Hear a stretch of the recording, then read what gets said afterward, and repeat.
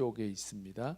예레미야 34장 1절부터 11절까지 우리 한 절씩 교독합니다.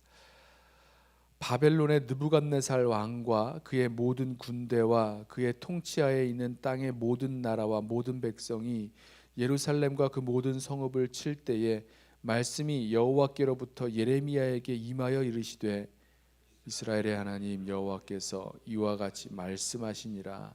너는 가서 유다의 시드기야 왕에게 아뢰어 이르기를 여호와의 말씀에 보라, 내가 이 성을 바벨론 왕의 손에 넘기리니 그가 이 성을 불사를 것이라. 네가 그의 손에서 벗어나지 못하고 반드시 사로잡혀 그의 손에 넘겨져서 내 눈은 바벨론 왕의 눈을 볼 것이며 그의 입은 내 입을 마주대하여 말할 것이요 너는 바벨론으로 가리라. 그러나 유다의 시드기야 왕이여 여호와의 말씀을 들으라. 여호와께서 내게 대하여 이와 같이 말씀하시니라. 내가 칼에 죽지 아니하고 평안히 죽을 것이며 사람이 너보다 먼저 있은 내 조상들 곧 선왕들에게 분향하던 것 같이 내게 분향하며 너를 위하여 애통하기를 슬프다 주여 하리니 이는 내가 말하였음이라. 여호와의 말씀이니라 하시니라. 선지자 예레미야가 이 모든 말씀을 예루살렘에서 유다의 시드기야 왕에게 아뢰니라. 그때에 바벨론 왕의 군대가 예루살렘과 유다에 남은 모든 성읍들을 쳤으니 곧 라기스와 아세가라 유다의 견고한 성읍 중에 이것들만 남았음이더라. 시드기야 왕이 예루살렘에 있는 모든 백성과 한 가지로 하나님 앞에서 계약을 맺고 자유를 선포한 후에 여호와께로부터 말씀이 예레미야에게 임하니라. 그 계약은 사람마다 각기 히브리 남녀 노비를 놓아 자유롭게 하고 그의 동족 유다인을 종으로 삼지 못하게 한 것이라. 이 계약에 가담한 고관들과 모든 백성이 각기 노비를 자유롭게 하고 다시는 종을 삼지 말라 함을 듣고 순복하여 놓았더니 함께 읽습니다. 후에 그들의 뜻이 변하여 자유를 주었던 노비를 끌어다가 복종시켜 다시 노비로 삼았더라. 아멘.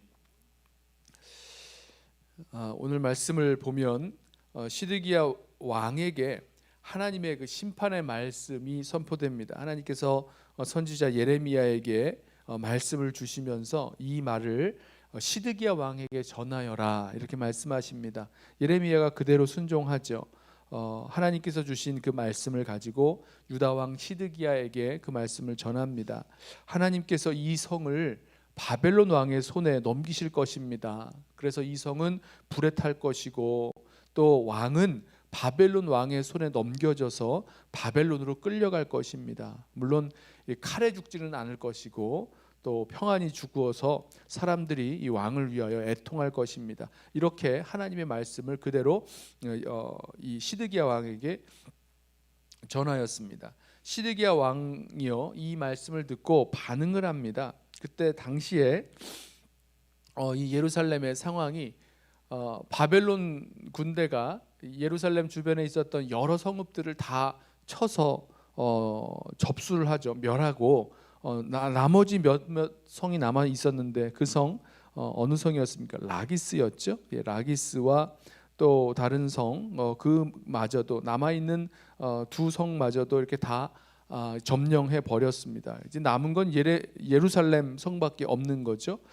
이렇게 어려운 시기에 시드기야는요 이 하나님의 말씀을 전해 듣고는 모든 백성을 불러다가 하나님과 계약을 맺게 하고 히브리 노비, 그러니까 유대인 그 노비를 풀어서 자유롭게 하고 유다인으로 이 종을 삼지 않을 것을 이렇게 약속을 합니다.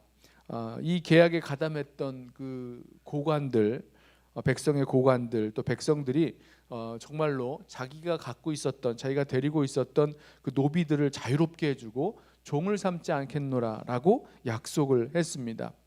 그런데요 그 이후에 그들의 뜻이 변해서 그 자유를 주었던 노비를 끌어다가 다시 복종시켜 노비를 삼는 일이 생겼습니다. 이 말씀을 보면 우선 여기서 왜 이 시드기야가 이 모든 백성과 계약을 맺어서 언약을 맺어서 히브리 노비, 유대인 노비를 다 자유롭게 해주었는가? 그러니까 하나님께서 그렇게 말씀하셨기 때문입니다. 율법 말씀을 보면 신명기 15장 12절에 이렇게 말씀하세요. 내 동족 히브리 남자나 히브리 여자가 내게 팔렸다 하자. 만일 6해 동안 너를 섬겼거든 7째 해에 너는 그를 놓아 자유롭게 할 것이요. 그러니까 히브리 사람들 같은 동족끼리 이렇게 노예를 삼았을 때 노예를 삼게 되면 6년밖에 노예로 삼지 못합니다. 6년 일했으면 그동안 진 모든 빚은 다 갚은 거예요. 이 사람들이 왜 노예가 되었습니까? 경제적으로 우리로 말하면 경제적으로 파산한 겁니다. 더 이상 못해 돈을 갚을 길이 없는 거예요. 그래서 자기 몸까지 팔아서 이 자기의 모든 빚을 갚는 거죠. 그렇게 된 상황들에 있는 사람들인데 그 동족 히브리 사람 남자든 여자든 종이 되었을 때 6해 동안만 종을 삼을 수 있고 7째 해는 그를 놓아주게 하셨습니다. 그러니까 이 경제적으로 파산해서 노예가 된 자들이 완전히 일생을 또 그 자자 후손 대대로 이런 노예의 삶을 살아가지 못하도록 다시 살아갈 수 있게 해주시는 하나님의 그런 법이 이 율법에 나와 있는 그런 법이었습니다. 어떻게 보면 지금 이 시대에도 이런 이 정신이 이 경제적으로 파산한 그래서 어떤 의미에는 이 경제적인 노예가 되어 있는 자들을 다시 살아갈 수 있게 만드는 것이 하나님의 뜻이요 하나님의 법이라는 것을 우리 한번 좀 기억하게 되는데, 아무튼 이렇게 하나님께서 말씀으로 이 자기의 그 동족을 노비를 삼지 못하게 하셨는데, 노비를 삼아도 6년만 노비가 되고 그 이후에는 자유롭게 해주도록 하나님 말씀하셨는데 그런 일들이 이루어지지 않았었습니다. 그래서 시드기야 왕이 하나님의 심판의 말씀을 들었을 그때에 왜 그랬는지 모르지만 특별히 이 말씀, 하나님께서 자기 동족을 이 종으로 삼았다면 그 종을 6년만 이렇게 노예로 삼고 그 이후에는 해방시켜 주라는 그 말씀을 그대로 실행하기를 약속을 했습니다. 그 구체적인 내용이 이제 우리가 읽지 않았지만 그 이후에 나오는 13절부터 이렇게 설명을 하고 있어요. 하나님의 말씀이 이제 예레미야에게 임하셔서 하시는 말씀인데 한번 보겠습니다. 13절부터 이렇게 설명하죠. 이스라엘 하나님 여호와께서 이와 같이 말씀하시니라.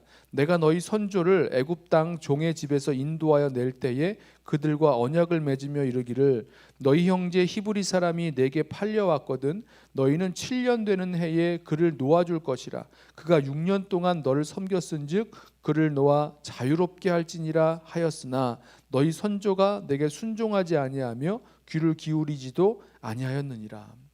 그런데 이 시드기야 왕이 이 예레미야 선지자의 말을 듣고 이 말씀을 전해 듣고는 그동안 이 조상들이 대대로 한 번도 해보지 않았던 이 노예 해방을 단행합니다. 그러면서 모든 백성들이 그렇게 하겠노라고 모든 고관들 또 부자들 이런 사람들이 다 약속을 했죠. 그런데 얼마 후에 있다가 오늘 말씀에도 그렇게 나오죠. 11절 후에 그들의 뜻이 변하여 자유를 주었던 노비를 끌어다가 복종시켜 다시 노비로 삼았더라. 그러니까 분명히 풀어줬는데 이제 마음이 변했다는 겁니다. 그래서 너 분명히 내가 풀어주긴 했는데 내가 마음이 변했으니까 너 옛날대로 다시 돌아와서 노비가 돼야 된다 하고 그 사람들을 잡아와서 복종시켜 다시 노비로 삼았다라는 겁니다. 왜 이런 일이 벌어졌을까? 오늘 그 이유 또 그런 정황들이 이렇게 잘 나타나지가 않는데요. 오늘 이 34장의 마지막 절을 보면 그 힌트 하나가 나옵니다. 22절을 한번 같이 읽어볼까요? 22절을 보시면 이렇게 말씀해요. 여호와의 말씀이니라 보라 내가 그들에게 명령하여 이 성읍에 다시 오게 하리니 그들이 이 성을 쳐서 빼앗아 불사를 것이라. 내가 유다의 성읍들을 주민이 없어 처참한 황무지가 되게 하리라. 자, 무슨 일인지 하나님께서 이렇게 그 경제적인 어려움 때문에 노예가 되었던 자들을 해방한 이 이스라엘 백성들이 유다 백성들이 다시 노예를 삼았을 때에 또다시 하나님께서 이 성을 쳐서 빼앗아 불사를 것이라고 말씀하는데, 여기 분명히 이렇게 말씀하시죠. 내가 그들에게 명령하여 이 성읍에 다시 오게 하리니라고 말씀합니다. 다시 오게 하리니. 그러니까 예루살렘 성을 둘러싸고 또 토성을 쌓으면서 공격해오고 있었던 이 바벨론 군대가 물러갔다는 거예요. 물러가는 일이 생겼다는 겁니다. 그래서요, 우리는 이 상황을 이렇게 설명할 수가 있죠. 하나님의 심판의 말씀을 듣고 이 바벨론 사람들의 공격에 우리가 멸망하게 될 것이다 라고 생각했던 시드기야 왕과 또 이스라엘 백성이, 유다 백성이 하나님 앞에 어떤 의미에서는 하나님의 이런 환심을 사기 위한 그런 모습의 일환으로 이 종되었던 자들을 해방시켜 주었다는 겁니다.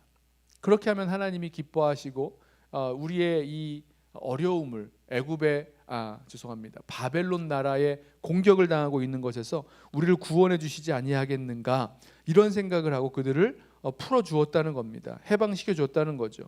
그런데 이 바벨론 군대가 물러가니까 하나님께서 일하시고 역사하셔서 바벨론 군대가 물러가는 일이 생겼다는 거죠. 물론 이 일이요, 애굽 군대와 애굽 나라와 관련이 되어 있는 것 같습니다. 애굽 나라가 군대를 일으켜서 지금 이 예루살렘을 침공하고 있는 이 바벨론 군대를 향하여 올라온다라는 소문이 이렇게 나오니까 바벨론 군대가 일단 철수하게 되는 거죠. 이 애굽 군대와 싸워야 되니까 이런 일들이 벌어져 있었습니다. 아무튼 이렇게 상황이 바뀌자, 문제가 해결되자 이스라엘 백성은, 시드기야 왕과 이 유다 백성은 그동안 종되었던 자들을 풀어주었던 자들을 다시 또 돌아오게 했다는 거죠. 오늘 말씀을 우리 함께 이 상황들, 어떤 의미에서는 마치 코미디처럼 느껴지는 그런 모습을 우리 보면서 우리 정말 하나님 앞에 우리의 순종하는 그 모습, 어떤 문제 해결만이 정말 우리의 목적이 되어서는 안 되겠다라는 사실을 좀 우리 함께 기억했으면 좋겠습니다.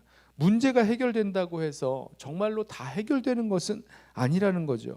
정말 하나님을 알고 또 하나님께 돌아와서 순종하는 진정한 회개가 있을 때에만 우리의 문제는 해결될 수 있다라는 사실입니다.